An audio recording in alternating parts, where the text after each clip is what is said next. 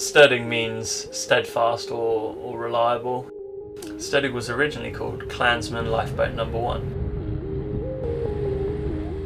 It's built out of fiberglass, 11 meters long and 3.5 meters wide, and has pretty generous headroom all the way through. It was originally filled with benches and seats for 100 people, which we then cleared out. We definitely came at this project from different angles. We had this shared love of adventure, love of beautiful, often more remote places, and definitely slightly colder climates. We like the fact that the project is constantly growing and changing, and it's been quite an organic process. We knew we had a large roof deck to fill, and with the long daylight hours on our way north, solar was the way to go.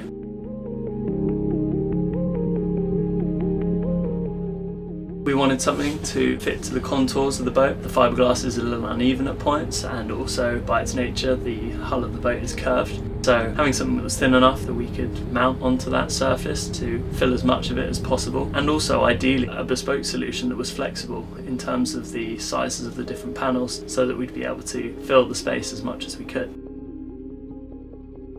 The panels really help define the look of the boat externally. We've always wanted the boat to be this contrast of very utilitarian and functional exterior contrasted with a very homely, quite modern interior.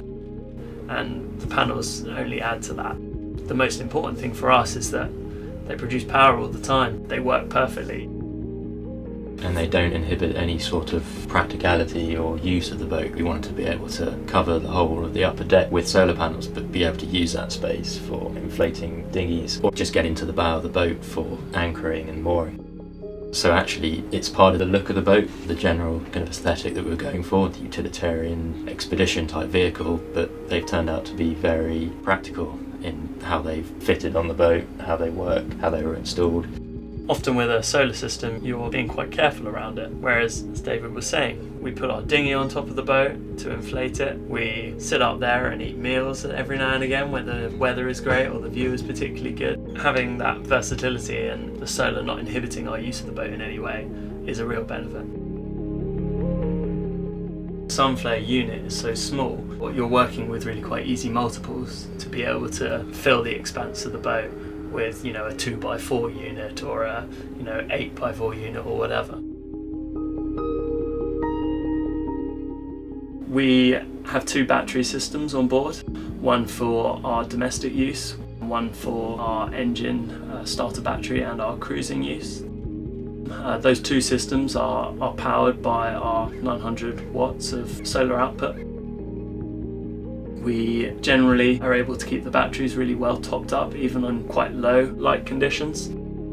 Having the capacity of solar that we have and the large battery capacity means that we're able to have some of the creature comforts on board that you maybe wouldn't always have on a boat. We're able to run toasters and kettles in the kitchen as we go. We don't worry about charging up the batteries for our power tools or using our laptops all day long. And not having to worry about the amount of electricity we have is one less thing to worry about on the boat.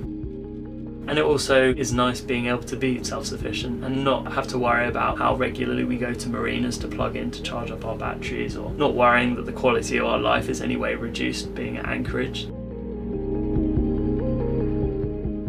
In fact, actually, when we're at anchorage totally off-grid, that's when life is best on the boat.